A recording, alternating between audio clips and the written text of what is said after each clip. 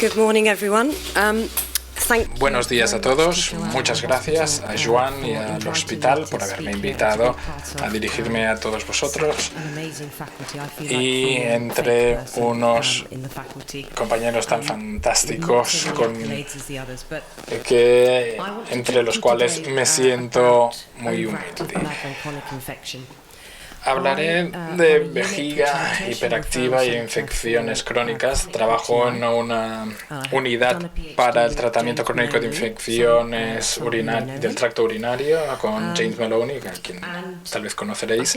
Y creo que es muy importante que no nos olvidemos de las infecciones. Algunos de los datos que os voy a mostrar hoy nos han ayudado, pues son datos prospectivos que han sido muy importantes a la hora de ver, por ejemplo, cómo realizar un ensayo aleatorizado que estamos ahora en fase de planificación. Todos conocemos la definición de lo que es una vejiga hiperactiva, la VIH, y nos encantan las definiciones a nosotros, tal vez algo más que en algunas otras disciplinas. Sabemos que una vejiga hiperactiva tiene que ver con urgencia urinaria, normalmente con nocturia, con incontinencia, como comentaba ya Joan. Pero la vida no siempre es tan directa, tan categórica. Si pensamos en ello, hay muchas patologías que pueden tener una clínica parecida, por ejemplo, con dolor vesical o cistitis intersticial o incluso infección del tracto urinario, la ITU. Debemos tener presente que todo esto no es tan directo y a veces cuesta mucho categorizar a un paciente. Pero cuando diagnosticamos a alguien con vejiga hiperactiva, intentamos primero descartar la infección. Con lo cual, lo primero es, si creemos que alguien padece de vejiga hiperactiva, ¿cómo excluimos una ITU? Y básicamente, en esto me centré en mi doctorado. En el Reino Unido, para descartar una infección, empezando desde la base, si analizamos primero, si uno va a visitar primero al médico de familia, se le realizará una prueba analítica para determinar si hay una infección, que luego la enviará al laboratorio, y normalmente se hará un examen de la orina, buscando piuria, por ejemplo, y luego determinando si existen 10 células por microlitro y, por lo tanto, si corresponde. El criterio que utilizamos en el Reino Unido para que dé positivo lo describió Cass en 1957 y estudió mujeres con palinefritis y determinó que más de 10 a las 5 unidades formadores de colonias significaba un patógeno en esa paciente. Estos son los criterios que estamos utilizando actualmente. Como decía, Cass lo describió en mujeres con polinefritis y, volviendo a las categorías que tanto nos encantan, hacemos una prueba, dependerá por lo tanto de la población y de la sensibilidad de dicha prueba para esa población. Y definió la pielonefritis que 10 a la 5 indicaría, por lo tanto, una infección, y luego Stam posteriormente analizó a mujeres con una ITU aguda y determinó que Cass posiblemente había perdido una parte importante de las mujeres y dijo que 10 a las 2 unidades formadoras de colonia por mililitro posiblemente sería un umbral más indicador de una infección aguda. Pero, ¿qué sucede con las mujeres o hombres que puedan tener síntomas crónicos? Hemos analizado esta población, ¿qué sabemos al respecto? ¿Y podemos clasificarlos de la misma forma? La tira reactiva ha sido el marcador más habitual para determinar una infección y obviamente se estudia a partir del cultivo y de las unidades formadoras de colonia en esa proporción de 10:5. Si miramos la piuria que estudió Dux en 1928 y analizó la excreción de células blancas en la orina en mujeres asintomáticas y posiblemente si uno ve esta curva verá que hay una gran variedad de puntos, pero vio que el número normal de excreción de glóbulos blancos era de 1,6 en hombres y en mujeres 5,4. Posiblemente sea un exceso y es posible que sea incluso inferior que eso en, por así decirlo, personas normales. 10 white cells as a criteria. Again, y utilizó este punto de corte de 10 glóbulos blancos, que es fácil de recordar, y si es así, por lo tanto, se correlaciona con que sea positivo, pero no a la inversa, es decir, si tenemos una MSU negativa no indica que se tengan menos de 10 glóbulos blancos. Volviendo a las clasificaciones, ¿qué sabemos en otros grupos de pacientes? ¿Son iguales los hombres, las mujeres, la gente mayor, la gente más joven, los pacientes crónicos? No lo sabemos.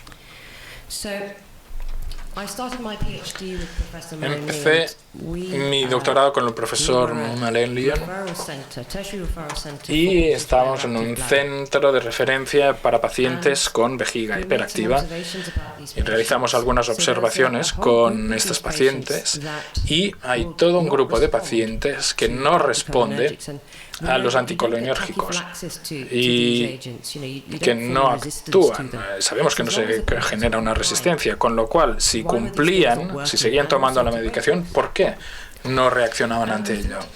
Pensamos en una posible infección e intentando descartarla en estos pacientes si no se nos estaba escapando algo. Así que junto con los cultivos y las tiras reactivas empezamos a analizar en microscopio la orina de estos pacientes. En un tercio de los casos había piuria, pero en 2/3 partes eran negativo el cultivo. Y esto eran el grupo de pacientes que habíamos empezado a analizar, a estudiar. Very exciting for me. One of the things that I did in my PhD. Una de las cosas que hice en mi doctorado fue ir siguiendo a la gente al hospital. Luego publicamos un artículo para ver la prueba habitual que se utilizaba en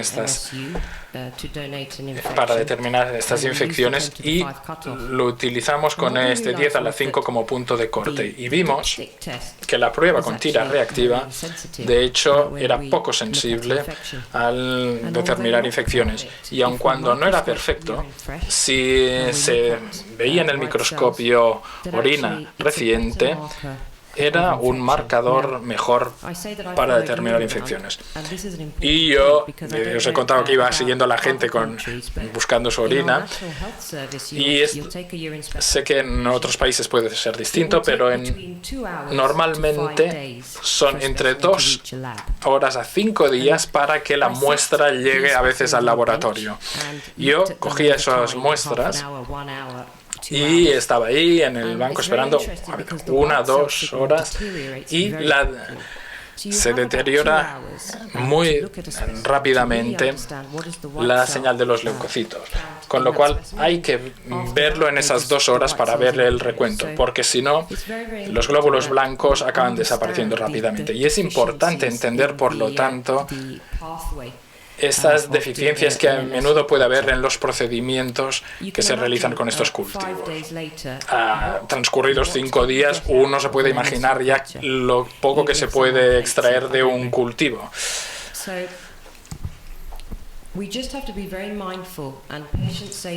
Debemos tener muy presentes por lo tanto, y lo han dicho a menudo los pacientes, te lo decían, la tira reactiva ha sido negativa, con lo cual parecería que no habría infección, o bien los resultados con el cultivo dicen, sí, el examen fue negativo, con lo cual no se acabó entregando una muestra. Pero yo sé cuánto tiempo ha pasado para que esa muestra llegara al laboratorio, con lo cual es muy posible que esos glóbulos blancos ya no estuvieran. Pues bien, analizando todas estas muestras de orina bajo el microscopio y con tinción de Gram, este es para uno de nuestros pacientes, y sabemos que la ciencia trata de observar, y hice una observación bastante interesante, y es que en la orina las bacterias les encanta pegarse a las células. Cuando vemos estas agrupaciones, aquí con dos células epiteliales, y las bacterias fijadas, pegadas a la célula, lo cual tiene sentido. Es como uno se quedaría agarrado a un sistema que no desaparece. Así que cuando se entrega una orina para cultivo, ¿y si separamos el sedimento? ¿Tendríamos una mayor cosecha de bacterias? Y esto es lo que hicimos. La separamos con centrifugadora, sacamos el sobrenadante y analizamos el sedimento. Y, curiosamente, sí, había una mayor cantidad de bacterias. ¿Y esto qué significa? Sobre nuestros métodos habituales que utilizamos para excluir una infección. Y hay que tener presente las limitaciones con estas pruebas. Nos encantan las pruebas, pero hay que asegurarse de que realmente entendemos cómo se hace y cuáles son sus limitaciones.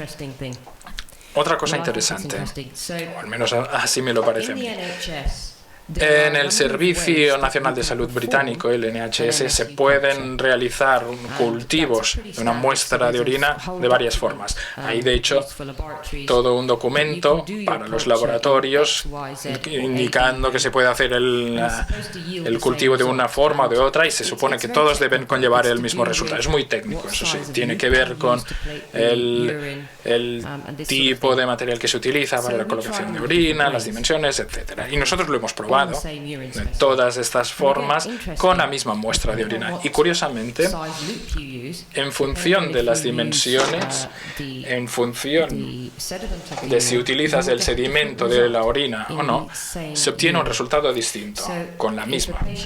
Si el paciente va a un determinado hospital y luego a otro, es posible que obtengan un resultado distinto en función de la técnica que se utilice para realizar el cultivo, incluso para el substrato que utilicen.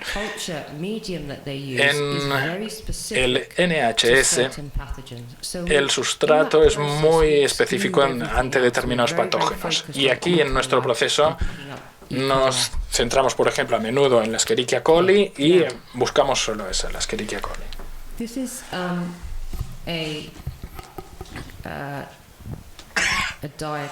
Este es un diagrama de Holzgren et al.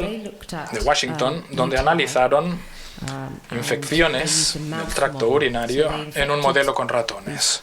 Infectaron a estos pobrecitos ratones con Escherichia coli y luego los sacrificaron en distintos momentos, analizando luego su vejiga para ver qué bacterias tenían. Y fue bastante curioso, porque durante mucho tiempo pensábamos que las bacterias estaban ahí nadando en la orina o pegándose al urotelio, y que básicamente acabábamos quitándonos de muchas de ellas al orinar. Pero lo que vio aquí fue que la Escherichia coli, de hecho, invadía el urotelio. En este diagrama vemos en la parte superior. So they were attaching to the urothelium. Pegan el urotelio y invaden todas las capas y él describe lo que es esta biocápsula, que es un grupo de bacterias que luego se va desarrollando y que se protege. Son, por lo tanto, bacterias que evitan la detección del sistema inmunológico. En el caso de los ratones, eso sí. Y eran resistentes a tratamientos con antibióticos. Y esta biocápsula luego acababa estallando y las bacterias que daban lugar a este nuevo ciclo de invasión. Podría ser muy distinto en el caso de los humanos, pero pensamos, ¿podría suceder en nuestros pacientes con vejiga hiperactiva? Podría ser, porque estas bacterias realmente actúan de una forma muy inteligente, invadiendo el urotelio y evitando ser detectadas, con lo cual igual no es tan fácil hacer un cultivo con ellas. Así que analizamos a nuestros pacientes, y esta es una imagen de uno de mis compañeros de laboratorio que utilizaba la microscopía electrónica y con una muestra del urotelio del paciente, y aquí tenéis que creerme, pero con esta microscopia y con las tinciones ha podido demostrar que estas bacterias están dentro de la célula.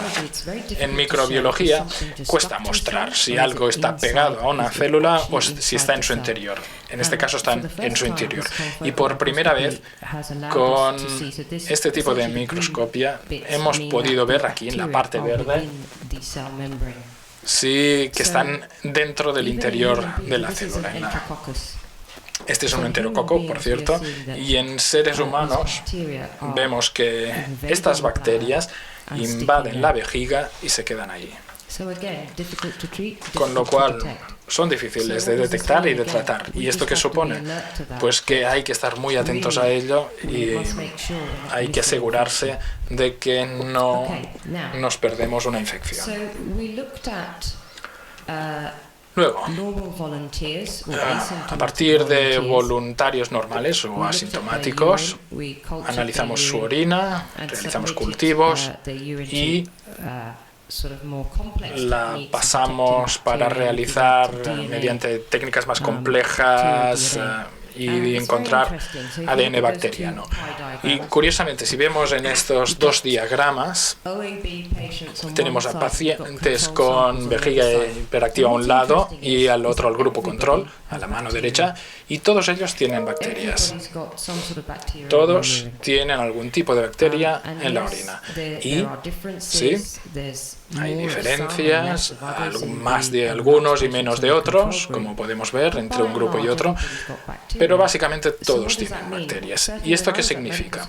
Cuando yo estaba en la facultad, nos decían que la vejiga era estéril y creo que cada vez hay más muestras ahora que hay microbiomas en la vejiga, que no es estéril y que hay muchas bacterias viviendo allí.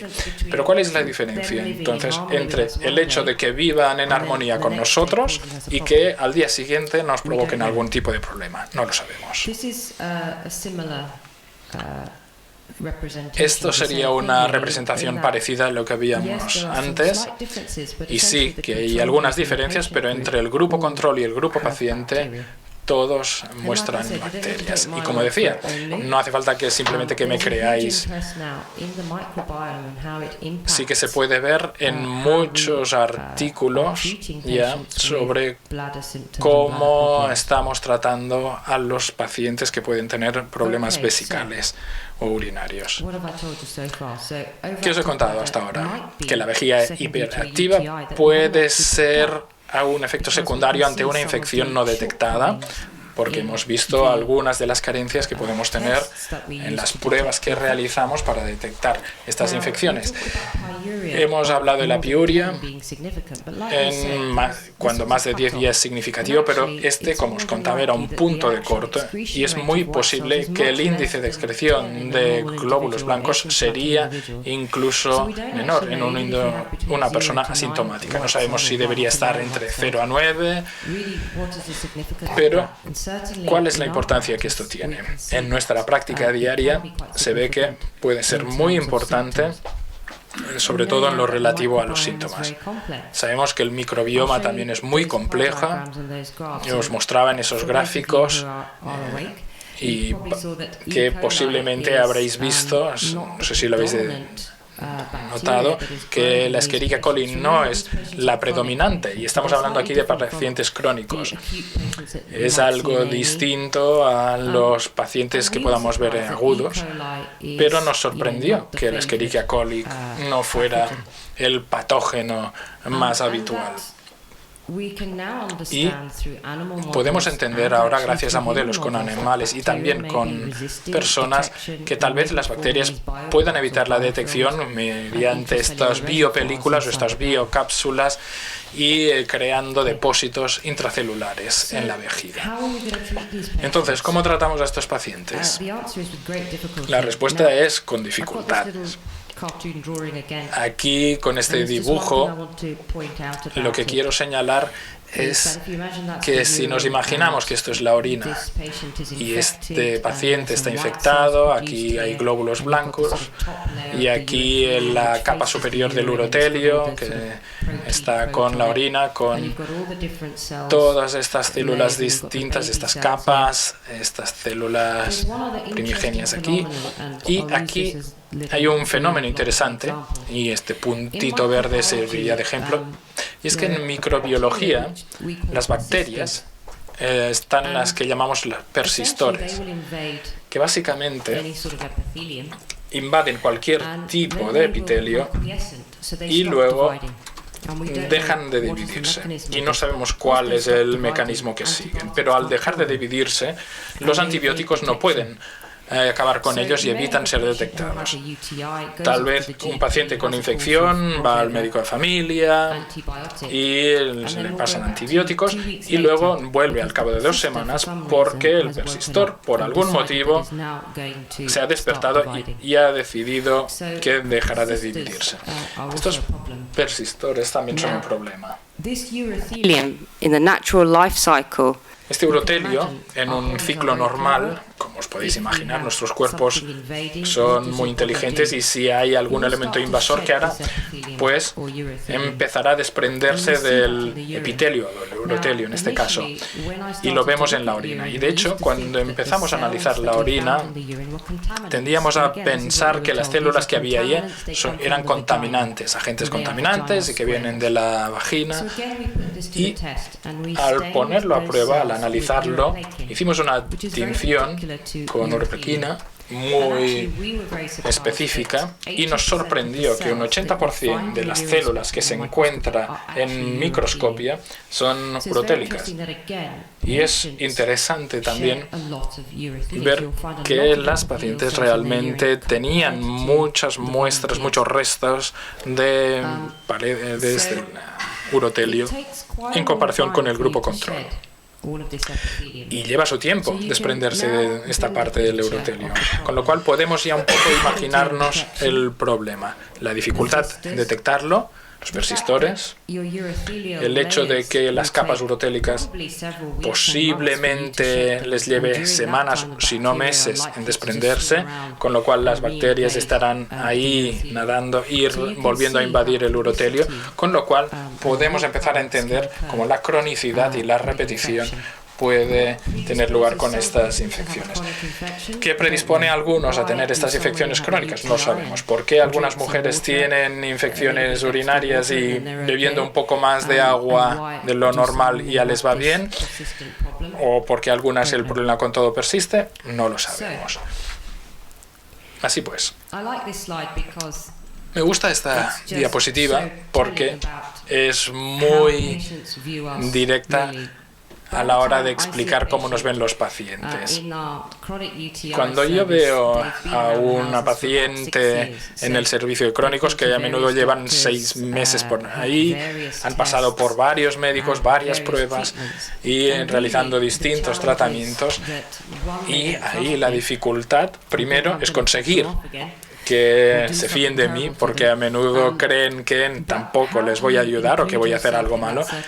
¿Y cómo hacemos para que vuelvan a confiar en nosotros, para que vuelvan a incluirnos en este círculo de confianza? Yo diría que lo esencial es que tengan presente que las pruebas hay que tenerlas muy en cuenta y que es un diagnóstico potencial, pero que tienen sus limitaciones.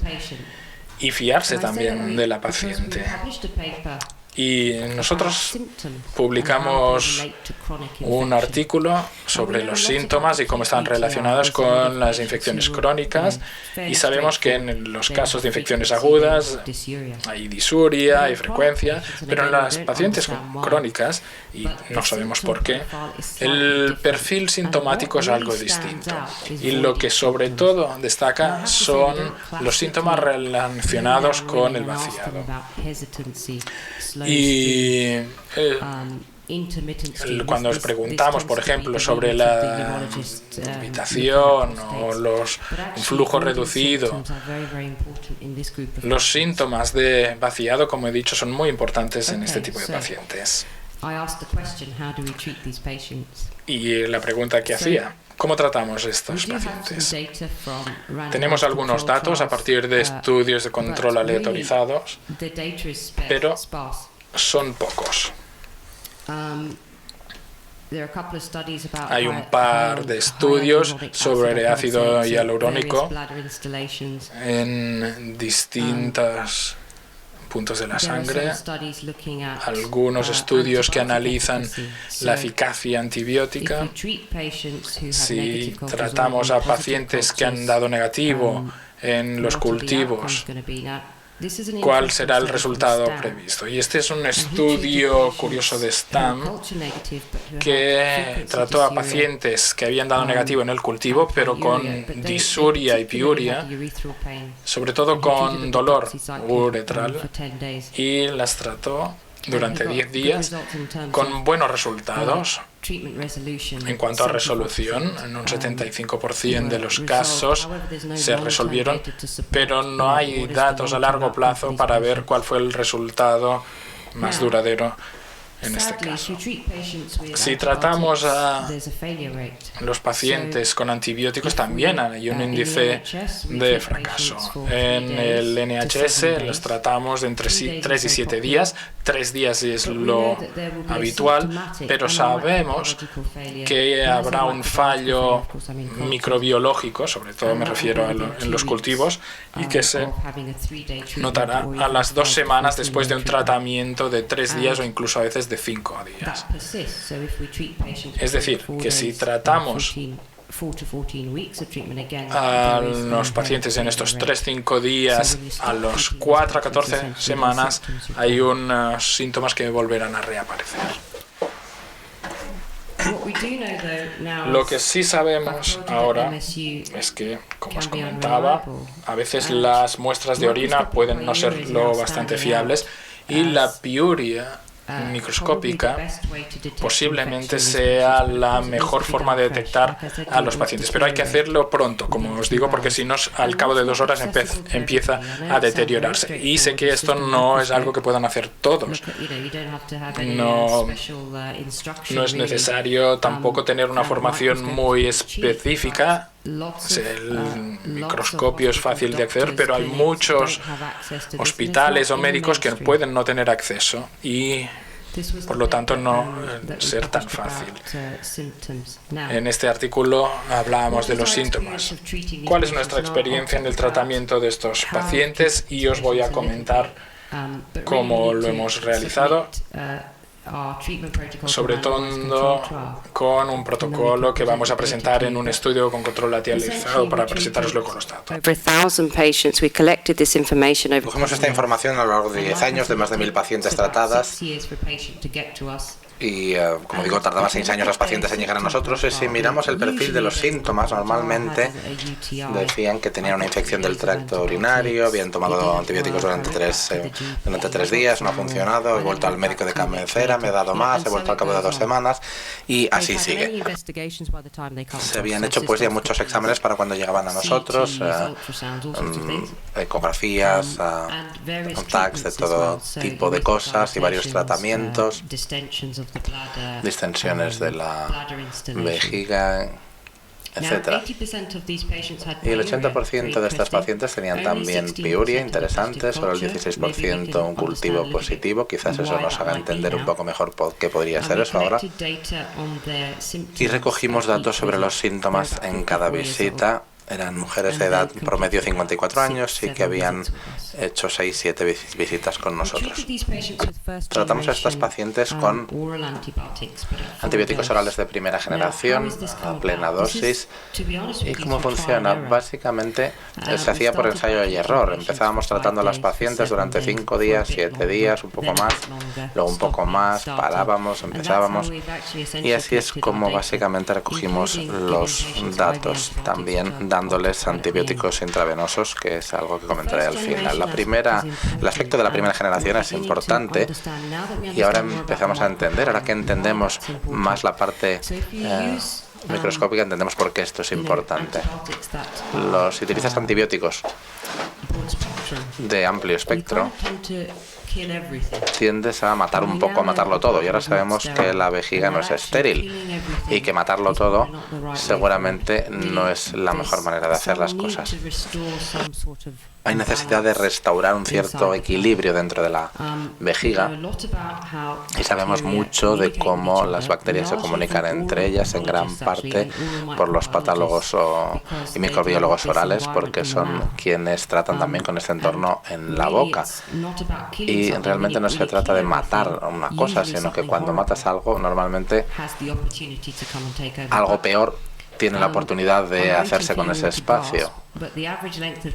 Pero la longitud del tratamiento, y supongo que se sorprenderán, la duración era de 383 días, de media, algunas menos, algunas más, en función de las recidivas.